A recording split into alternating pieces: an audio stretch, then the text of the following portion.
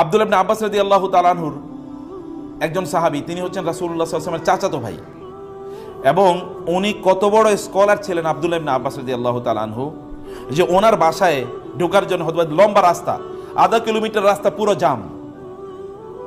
কেন জ্যাম জানেন? জ্যাম হলো ওইখানে বিভিন্ন ধরনের লোকের আসছে ওনার কাছ থেকে জ্ঞান অর্জন করার জন্য। উনি হয়তোবা বলতেন, এখন যারা কোরআন সম্পর্কে আমাকে প্রশ্ন করবে তারা এবার প্রবেশ করুন।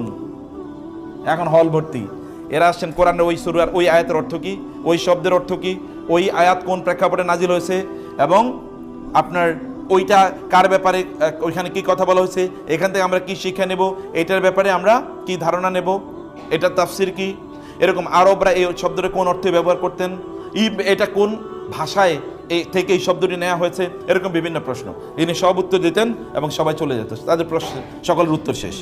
আরেক দল আসতো এবার কবিতা নিয়ে, যে আরবদের কবিতা, এই কবিতাটা কারা বলেছে, কোন কবি বলেছেন, কোন কবি লিখেছেন, এই কবিতার অর্থ কি, ইত্যকার ইত্যকার কবিতার আলা একটা গ্রুপ আসতো।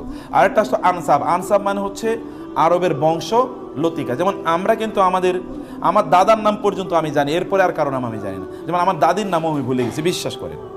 মানে আমাদের অবস্থা, আপনারা কয়জন দাদি বা তাদের নাম জানেন আমি জানি না। অধিকাংশ দেবেন দাদি পর্যন্ত বা জানেন, কিন্তু এরপরে আর নাম জানবেন না। তো কিন্তু আরবরা 14 জেনারেশন পর্যন্ত নাম জানতো, এবং এগুলোতে আবার এক্সপার্ট ছিল। এই এক্সপার্ট ছিল হচ্ছে আব্দুল্লাহ ইবনে আব্বাস। আব্দুল্লাহ ইবনে আব্বাসের কাছে একদল আইসা, যে আমার দাদার মানে আমার বংশের অধিকার আমি জানি না, একটু বলে দেন তো, আমি একটু লিখে নিয়ে যাই। উনি বলে দেন তোমার বংশধারা হলো এটা, 14 জেনারেশন, একেবারে 14 পুরুষ পর্যন্ত বলে দিত।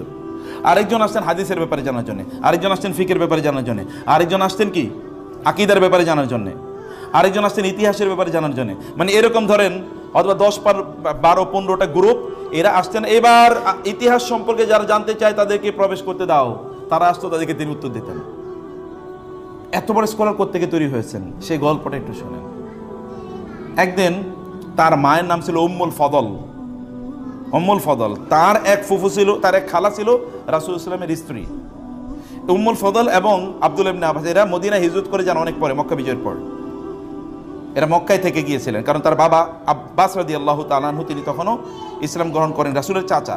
এরা বাপ মা এবং ছেলে এরা আগেই ইসলাম গ্রহণ করেছে, কিন্তু তারা তো যেতে পারেন না। একটা হলো পিচ্ছি ছেলে বাচ্চা, আর মা তো নারী, যেতে পারেন নাই। মক্কা বিজয়ের পর তারা মদিনা হিজরত করে যান। ওইখানে যাওয়ার পর উম্মুল ফদল মানে আব্দুল্লাহ ইবনে আব্বাস, ছোট আব্দুল্লাহ, কিন্তু বয়স তখন 10-11, আপনাদের বাচ্চারা যেমন স্কুলে পড়ে, তাকে বললেন যে যাও, তোমার রাসূলুল্লাহ সাল্লাম আজকে তোমার খালার বাসায় থাকবেন। কারণ রাসূলুল্লাহ সাল্লামের স্ত্রী তো কয়েকজন, এর মধ্যে কোন স্ত্রীর কাছে কোন রাত থাকবেন তিনি সমান ভাগে ভাগ করে নিয়েছেন। অথবা তোমার খালা, ওই খালার রাত ঘরে আজকে তিনি তার রাতে থাকার কথা, তুমি যাও, তার নাম মাইমুনা, সেখানে তুমি যাবে, সেখানে তুমি থাকবে, দেখবে রাসূলুল্লাহ সাল্লামের রাতের ইবাদতটা কি, যেন তুমি তার মতো করে ইবাদত করতে পারো। বুঝতে পারছেন? মিলিয়ে নেন আপনাদের সাথে এবং দেখেন। উনি বলেন আমি গেলাম, মা নির্দেশ দিয়েছে, আমি গেলাম, গিয়ে আমি রাত তার সাথে কাটালাম। সহিহুল বুখারী হাদিস। এবং বালিশ রাসূলুল্লাহ সাল্লাম এবং তার স্ত্রী, বালিশটা ধরেন এইভাবে দেয়া, রাসূলুল্লাহ সাল্লাম এবং তার স্ত্রী এই পিঠে এইদিকে শোয়া, আর ওই দিকে তিনি বলেন আমি ওই দিকে শুয়ে রইলাম, আমি উল্টা দিকে, তারা এইদিকে। আমি কিন্তু রাতে ঘুমাইতে পারি নাই, কারণ আমার তো মা অ্যাসাইনমেন্ট দিয়ে পাঠাইছে, আমি কি করব।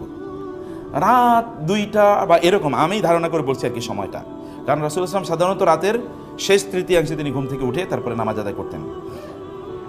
তিনি ঘুম থেকে তাহাজ্জুদ, তিনি ঘুম থেকে উঠলেন, উঠে ওইখানে পানির মশক, একসময় ছোটকালে আপনি দেখেছেন না, ওই যে ইয়ের মতো মটকার মতো, মটকা না কি বলে এটাকে, পানি রাখার জন্য জার একটু এরকম ঝুলানো ছিল। এই ঝুলানো ঝাড়টা তিনি নিলেন, আরব দেশে তো পানির অভাব, ঝুলানো ঝাড়টা নিলেন, নিয়ে তারপরে তিনি উজু করলেন। আমি দেখলাম তিনি কি করতেছেন। যখনই তিনি উঠছেন, কারণ আমি তো গেছি রাতে তিনি কি ইবাদত করেন এটা দেখার জন্য, যখনই তিনি উঠছেন আমি চোখটা এরকম সাজিয়ে রাখলাম তিনি কি করছেন। দেখলাম মশক থেকে মশকটা নিয়েছেন, নিয়ে তিনি পানি ওযু কিভাবে করলেন আমি হুবহু তা খেয়াল রাখলাম। এরপরে তিনি নামাজে দাঁড়িয়ে গেলেন, এবার আমি উঠলাম, উঠে আমি ওইখান থেকে ওইটা নামিয়েছি, নামিয়ে এবার আমি তার মতো করে উজু করেছি। উজু করে তার বাম পাশে গিয়ে আমি তার সাথে জামাতে না দাঁড়িয়ে গিয়েছি তার বাম পাশে। কিন্তু ইমামের সাথে বাম পাশে দাঁড়াতে হয় না, ইমামের সাথে দাঁড়াতে হয় কোন দিকে, ডান পাশে। রাসূলুল্লাহ সাল্লাল্লাহু বারবার আমাকে ডান দিকে নিয়ে আসছিলেন, আবার আমি বাম দিকে চলে গেছি, তিনি আবার ডান দিকে নিয়ে আসেন, আবার আমি বামে গেছি, আবার তিনি ডানে নিয়ে গেলেন, আবার আমি বামে গেলাম, এর মধ্যে নামাজ শেষ। নামাজ শেষে রাসূল আমাকে বললেন, তোমারে যতবারই ডানাই আনি তুমি ততবারই বামে যাও কেন, ঘটনা কি? তিনি বললেন, ইয়া রাসূলুল্লাহ, আপনার সাথে আপনার ডান পাশে দাঁড়ানোর মতো মর্যাদা পৃথিবীর কার আছে? আর আমি তো ছোট বাচ্চা, এটা তো একটা মর্যাদার মতো ইস্যু। প্যারালাল হলে সেখানে প্যারালালি দাঁড়ানো যায়। আপনার বাম পাশে দাঁড়াইতে আমার ভয় লাগছে, এনে আমি ডান পাশে দাঁড়াইতে আমার ভয় লাগছে, এই জন্য বাম পাশে এসে দাঁড়িয়েছে। রাসূল সাল্লাল্লাহু আলাইহি ওয়াসাল্লাম একটু অ্যামেজড হয়ে তার দিকে তাকালে, ছোট্ট বাচ্চা এরকম বুদ্ধি ওর কোত্থেকে আসলো? তখন সেই সময় গভীর রাতে তিনি আল্লাহর কাছে দোয়া করেন, আল্লাহুম্মা ফাক্কিহু ফিদ্দীন ওয়া আল্লিমহু তাউইল। হে আল্লাহ, তুমি দ্বীনের গভীর জ্ঞান তাকে দাও এবং তুমি তাকে কোরআনের ব্যাখ্যা শিখিয়ে দাও। আল্লাহর কাছে দোয়া করেছেন। এবং দেখেন তো এরপরে ঘটনা তো আপনি শুনলেন। এবং ওইখানে যারা তার কাছ থেকে জ্ঞান অর্জনের জন্য এসছেন, এরা কিন্তু সব ওই যে অন্য দেশের লোকেরা তা না, এরা হচ্ছেন সাহাবীরা। এরা সাহাবীরা, এমনকি ওমর রাদিয়াল্লাহু তাআলা আনহু দ্বিতীয় খলিফা, রাসূল সাল্লাল্লাহু আলাইহি ওয়াসাল্লামের সাহাবীদের মধ্যে দ্বিতীয় শ্রেষ্ঠতম ব্যক্তি। ওমর রাদিয়াল্লাহু তাআলা আনহুর তার যে কনসালটেটিভ অ্যাসেম্বলি, তার যে উপদেষ্টা পরিষদ, উপদেষ্টা পরিষদের মধ্যে ছোট্ট বাচ্চা আব্দুল্লাহ ছিলেন রাদিয়াল্লাহু তাআলা আনহু। লোকেরা বলতেন, এখানে ছোটই বাচ্চা এখানে কেন, আমরা সব সিনিয়র লোকেরা এখানে। তিনি বলতেন, বয়সের উপর ভিত্তি করে সিনিয়র আর জুনিয়র তৈরি হয় না, হয় জ্ঞানের উপর ভিত্তি করে। ওনার জ্ঞান তোমাদের সবার চেয়ে বেশি। আমরা আপনার বাচ্চারা কি, আপনি কি কোনোদিন এরকম কি হতে পারে না যে আপনার গল্প কোনো একদিন কেউ বলবে যে অমকে তার সন্তানকে এভাবে তৈরি করেছিল? অথবা আপনার সন্তান বলবে, আপনার ছেলেই বা আপনার মেয়েই তার সন্তানদেরকে, মানে আপনার নাতি নাতনিদেরকে যখন লালন পালন করবে, তখন বলবে, আমার মা কিন্তু আমাকে এভাবে লালন করেছিল। যেমন আমার মায়ের কথা আমি বলি, আমার মা একটা লম্বা মানে লাঠি নিয়ে তারপরে বসতেন, অথবা রান্নাঘরে আছেন, অথবা তিনি খাওয়াচ্ছেন, অথবা আমরা পড়ছি কিনা আমার 4 বোন, এবং 4 বোনের মধ্যে 1 বোনের আগেই বিয়ে হয়ে গেছে আমার, তখন আমি পড়াশোনা করার আগে। বাকি 3 বোন এবং আমরা ঠিকমতো পড়ছি কিনা লাঠি দিয়ে তিনি দেখতেন, পিটাতেন। মানে আমি শাসনের কথা বলছি, আমি গল্প হিসেবে বলতে পারছি। আরও অনেক গল্প আছে। আপনার সন্তানরা আপনার ব্যাপারে কি গল্প বলবে? আম্মু প্রচুর মোবাইল দেখত, অথবা আম্মুর ওই সিরিয়ালটা খুবই পছন্দ ছিল। যদি তাইলে বুঝতেই পারেন যে পরিস্থিতি কোথায় গিয়ে দাঁড়াবে। ভালো কিছু গল্প ওদের জন্য রাখুন। এই কথা কমপক্ষে ওরা যেন বলুক যে আম্মু আমাদেরকে নিয়ে কোরআন তেলাওয়াত করতো একসাথে, আম্মু আমাদেরকে নিয়ে রাতের গভীরে কান্না করতে একসাথে।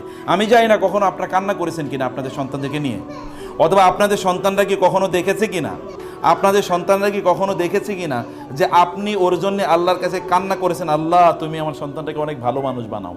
কখনো আপনার সন্তানদের এই অনুভূতি হয়েছে কিনা? এই অনুভূতি না হলে কিন্তু আপনাদের জন্য বিপদ আছে বোনেরা। এটা আপনারা করুন, সন্তানদেরকে নিয়ে কাঁদুন এবং ওদের সামনে কাঁদুন, ওরা শুনুক, ওদের অগোছরে কাঁদুন, ওদেরকে নিয়ে কাঁদুন। একটা বই আপনাদের জন্য আজকে এখানে আছে, এটা হচ্ছে সোনালী যুগের মায়েরা, বিশেষ করে মহিলারা এখানে বেশি, তো এই জন্য বলবো সোনালী যুগের মায়েরা।